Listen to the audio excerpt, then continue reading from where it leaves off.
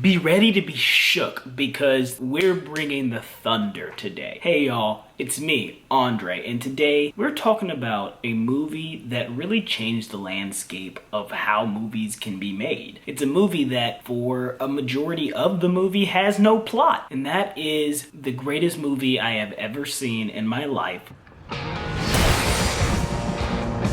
Thunder Force stars Octavia Spencer and the one and only Melissa McCarthy. When I was coming to this movie, I was ready to laugh because she's a very funny woman. From the beginning of this movie, I think I laughed once. So the movie starts with Emily, Octavia Spencer's character, as a kid in school getting bullied because she's a nerd. You think you're so smart, always showing off in class. Say you're a dork and I'll leave you alone. Say it. And because Melissa McCarthy's character, Lydia, is willing to help her, that is how everything is done. But wait, I really skipped the beginning, didn't I?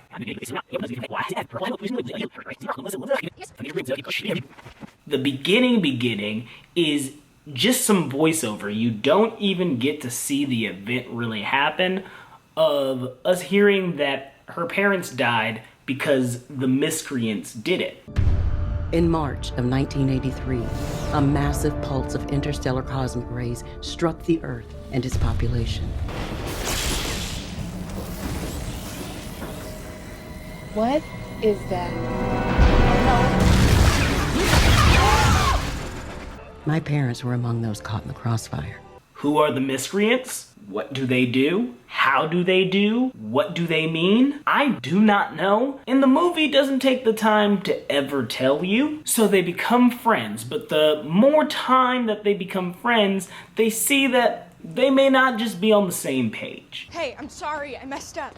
Sorry isn't good enough. I have important things to accomplish. I can't be stuck in this neighborhood my whole life. What's wrong with that? Nothing for you, but I can't let you drag me down. Drag you down? I'm always looking out for you. I'm the only reason you have any fun. You don't understand. I owe it to my parents to be something special. And we all know I'm not special. I didn't say that. It's fine now. You didn't know how life was gonna go. I could be the president, getting chauffeured around in fancy limousines.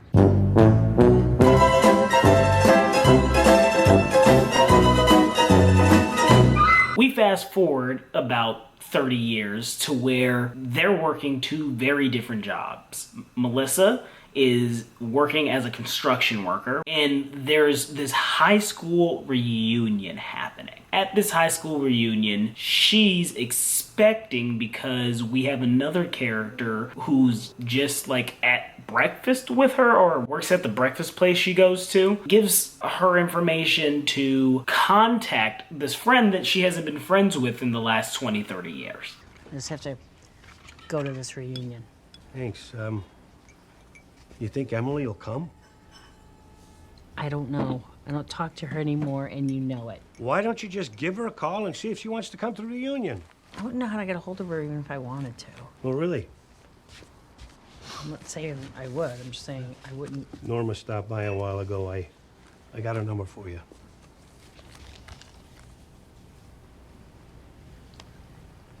Pretty creepy, Frank. And so she believes that they're going to be going to this high school reunion together. And when she doesn't show up, she gets drunk and sad, which gives us some of the greatest comedy moments I've ever seen in my life. Remember, you told me a long time ago, if you can't tell a joke, you won't get a lady. Knock, knock. Who's there? I'm an owl. I'm an owl who? I botched the owl thing. I think I'm the owl. And I think... Oh. Okay, knock, knock. Who's there? I'm an owl. I'm an owl who? who? That can't work because you say that part, right? Unless we're both owls. That could be funny. Is that funny? So Octavia's character, even though she has left Chicago, is for whatever reason stationed there again, and now she has this office that Melissa just finds out where that is. She arrives and somehow talks her way into coming into meeting Octavia. I don't have an appointment, but I'm Lydia Berman. I'm her best friend, so we're not currently what I would say best friends or friends. Estranged, I think, puts a stink on it that it might not warrant, but I guess you could say we're estranged now, but not in a way that's like restraining order.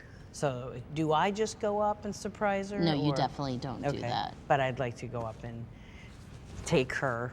So then, sounding like how I sound after one White Claw, she then goes around and says she won't touch anything, and we get this scene. Whoa, what is all this?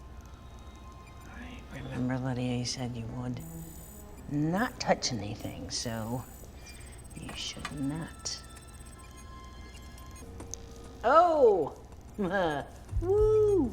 Ba-ba-ba-ba-ba-ba. I'm just gonna sit, not touch anything else. I'll wait for my beer. Oh.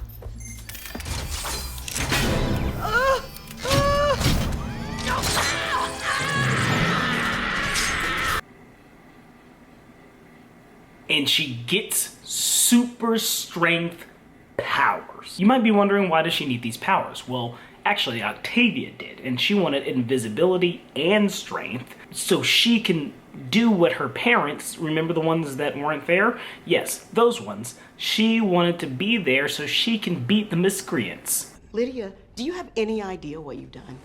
Well, look, I've worked for this my entire life, and you've ruined everything. I was going to find a way to stop the miscreants.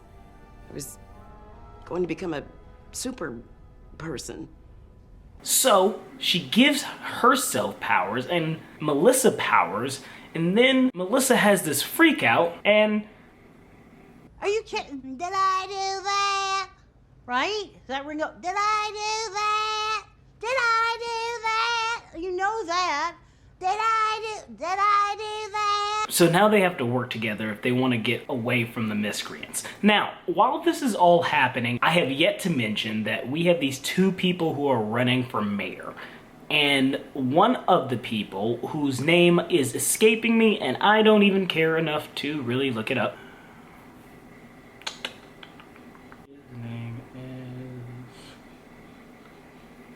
is... So there's two people running for mayor. One of them, evil.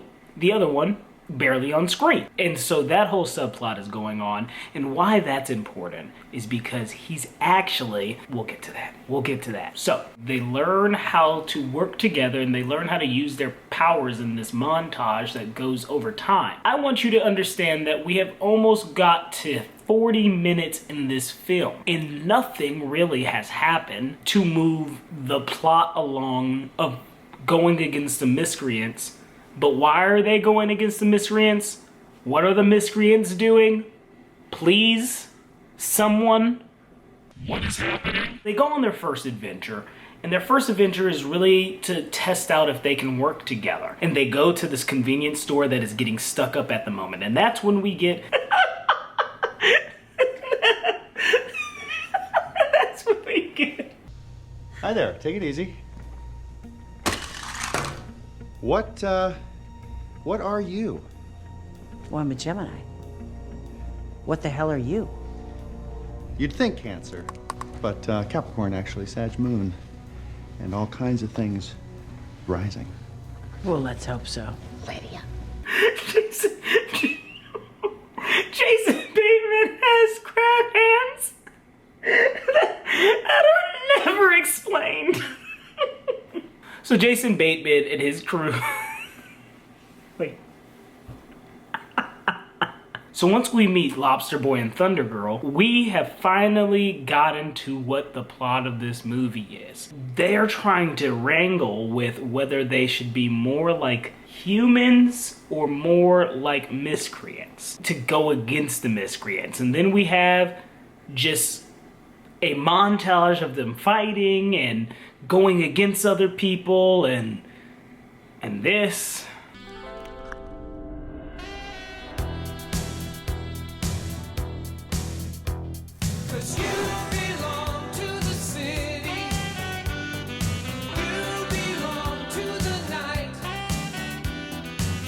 So after the mayor guy is losing in the polls, he gets very angry, and he actually loses the whole election, and he gets very angry and is killing people, and this was harder to watch than Sleepaway Camp, y'all.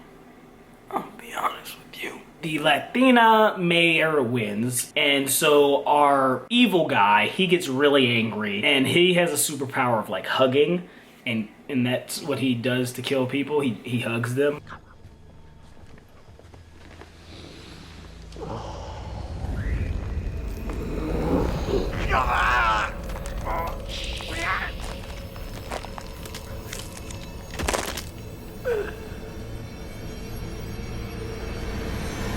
Which I understand because no one wanted to hug me either growing up, but that's besides the point. And so he forms this whole plan to defeat her by killing her and Thunder Force by having an event to celebrate her win. And he believes that's what's gonna make him mayor again. This guy doesn't have the best plan, but we do get finally their fight scenes, which before all of this happens, there is one person who actually has cool powers, and it's this girl who has like this ball power thing.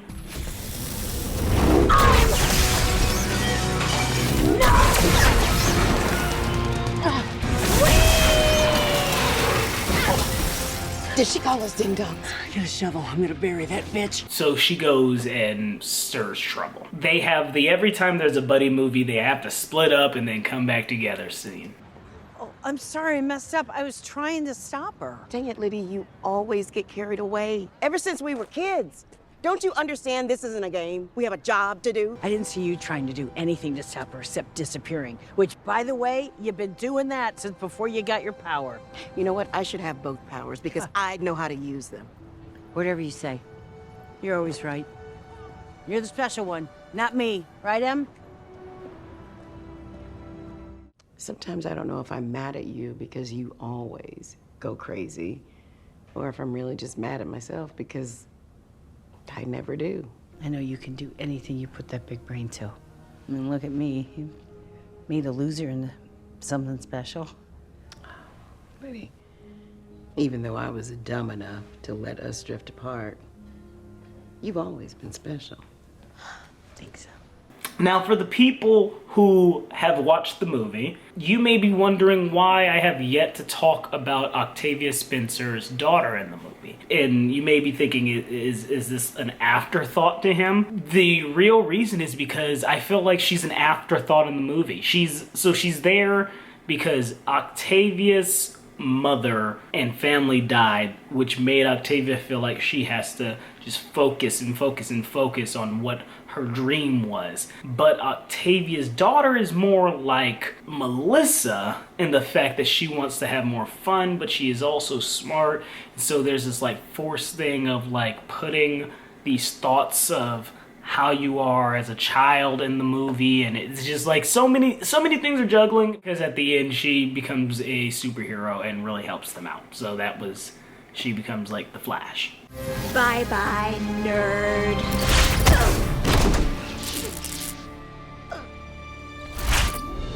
She's not a nerd. She's smart. There's a difference. The end of the movie just goes to this really big fight. It's a dumb fight. It's just a really dumb, trying to be an action hero fight with some really dumb jokes in it. File you under trap! Hands off. Jerry.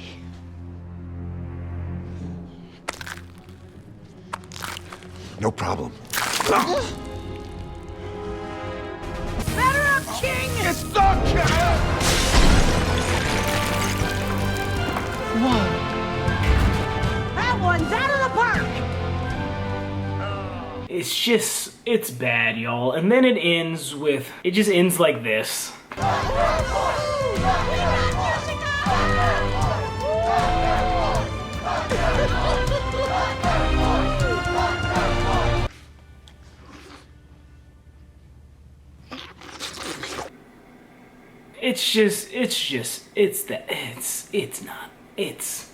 Would I recommend this movie? I give it a 2 out of 10. A 2 out of 10. I'd say if you really have If you really have nothing else to watch on Netflix, this movie is something that can pass the time. It's not the worst movie in the world, it just makes me mad that movies exist. Well, please tell me how you feel about Thunder Force in the comments down below, and also tell me what your name would be in Thunder Force. Tell me what you think of the movie, and tell me your thoughts on everything I said, and please put your superhero name in there so I know who you are. And if you like what you saw on the video and want to see more of these, please hit like and subscribe, and I'll see you in the next one, fam.